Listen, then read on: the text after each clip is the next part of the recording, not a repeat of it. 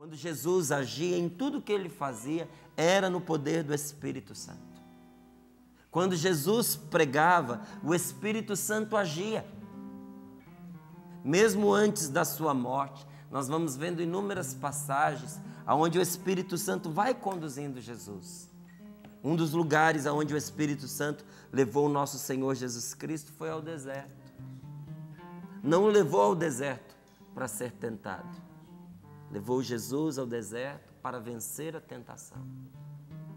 No deserto, depois de ter vencido, a palavra de Deus nos diz que o maligno, que o tentador afastou-se de Jesus à espera do momento propício para voltar a tentá-lo novamente. E que momento foi esse?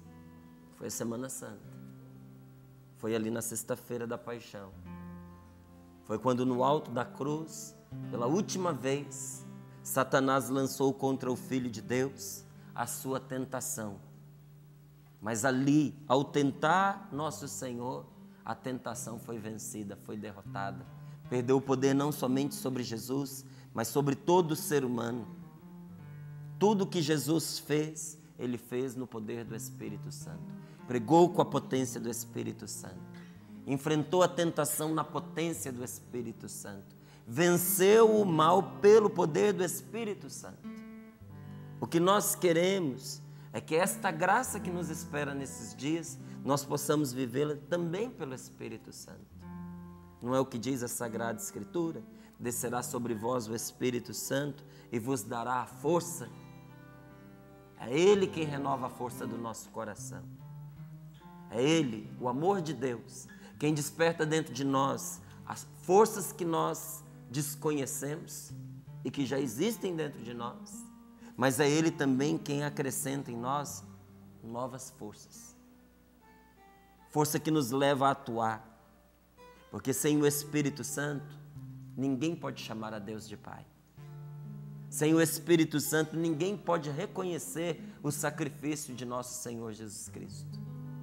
Sem o Espírito Santo, ninguém pode dizer Jesus é o Senhor, mesmo sabendo por tudo que Ele passou em nosso favor. Mas com Ele, com o nosso defensor, com o nosso advogado, com aquele que a Sagrada Escritura chama de Paráclito, com Ele nós podemos não somente testemunhar, mas entrar no mistério de Deus. Nós podemos receber aquela força que nos faz atuar em nome de nosso Senhor Jesus Cristo. Como diz esta palavra, como o Pai me enviou, assim eu vos envio a vós. E soprou sobre eles, dizendo, recebei o Espírito Santo. Nós recebemos o Espírito para viver a vida de Jesus. Nós recebemos o Espírito para atuar como Jesus, para entrar no mistério de Deus. E se é assim, desta maneira, o que nós podemos fazer para também nós sermos revestidos dessa força do alto que nos leva a experimentar em profundidade aquilo que o nosso Senhor já realizou em nosso favor? O que podemos nós fazer para experimentarmos essa força do alto que nos leva a desfrutar da salvação da cruz? O que eu e você podemos fazer para que essa força de vida, de ressurreição, entre dentro do nosso coração e nos coloque de pé nesse dia de hoje? A palavra de Deus, ela nos mostra o que Jesus fazia para ser cheio do Espírito. Como foi que Jesus enfrentou aquela semana agoniante da sua vida? Porque para enfrentar a Semana Santa, ele precisou passar pela agonia. E ali no Horto das Oliveiras, entre lágrimas, entre suor e sangue, ele rezou ao seu Pai dizendo, afasta de mim este cálice, meu Pai. Se este cálice puder passar sem que eu beba, se eu puder escapar das garras da morte, eu gostaria que fosse feito assim. Mas que não se faça a minha vontade, mas a tua, meu Deus. Aonde Jesus buscou forças para fazer a vontade de Deus. Aonde Jesus buscou forças para enfrentar o mal e apagar a violência na sua própria carne. Foi justamente aos pés do seu Pai, em oração. É pela oração que nosso Senhor Jesus Cristo foi se fazendo cada vez mais cheio do Espírito. No momento em que Jesus ia ser batizado, diz São Lucas que enquanto ele rezava, o céu se rasgou e o Espírito Santo se derramou sobre ele e uma voz surgiu do céu dizendo: este é o meu Filho muito amado, em quem eu ponho a minha afeição.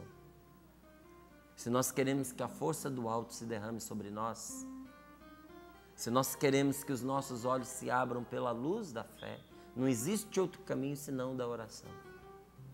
Se nós estamos numa semana maior na liturgia, maior porque ela não somente é o suprassumo de todo o mistério cristão, de tudo que existe de mais importante na nossa liturgia, mas além de tudo isso, é desta semana que brota, como ela é uma fonte da qual brota tudo aquilo que nós acreditamos.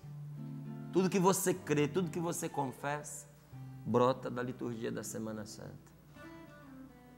É nesta semana que nós precisamos, de uma maneira especial, nos dedicarmos à oração, se nós quisermos ser mais do que meras telespectadores, mais do que aqueles que veem à distância aquilo que está acontecendo. Se nós quisermos experimentar, é pela oração que nós vamos fazer.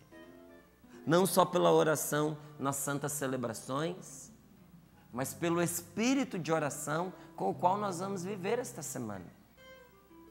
A oração santificada no nosso trabalho do dia a dia, a oração a portas fechadas que nós fazemos em nosso quarto, no momento de intimidade com Deus.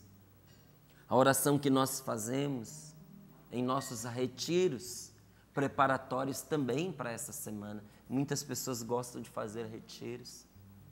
Outras pessoas se preparam por um tríduo, por uma novena, por alguma oração específica própria, para chegar nesta semana com o coração mais quebrantado. Outras gostam de pegar as citações da paixão, da palavra de Deus, e já ir repassando durante todo este tempo, não é? Principalmente esse tempo mais próximo da Semana Santa, depois durante toda ela na liturgia diária. Tudo isso prepara o nosso coração mediante a oração. E no momento em que você reza, o céu se abre sobre você. Deus derrama sobre você o seu Espírito e realiza em você a obra que Ele deseja. Transfigura você conforme a imagem do seu Filho amado. Jesus sabia da importância de rezar. Jesus sabia da importância de se retirar. São inúmeros os testemunhos que a palavra de Deus conta, que as multidões cercavam Jesus. E o trabalho de nosso Senhor Jesus Cristo, você pode ter certeza que durante muito tempo foi o ofício do seu Pai. Mas depois dos seus 30 anos, o ofício de Jesus era ser mestre. Ele tinha os seus discípulos. Era o seu trabalho, era o que ele fazia. Ele ensinava. O trabalho de nosso Senhor Jesus Cristo era o trabalho do seu Pai. Ele dizia: eu faço as obras do meu Pai ainda trabalha e eu trabalho também. E qual era este ofício? Curava os enfermos, trazia uma palavra de vida e de esperança para aqueles que estavam perdidos, recuperava, salvava, libertava os que estavam debaixo da opressão do demônio. Este era o trabalho de Jesus, e um trabalho esgotante. Tanto que um dia Nossa Senhora, junto com seus primos, aqueles que a palavra de Deus chama de os irmãos de Jesus, porque pertenciam à mesma família. Não quer dizer irmão de sangue como nós interpretamos hoje, mas era gente da sua casa, da sua família, do seu sobrenome, se a gente pode dizer assim.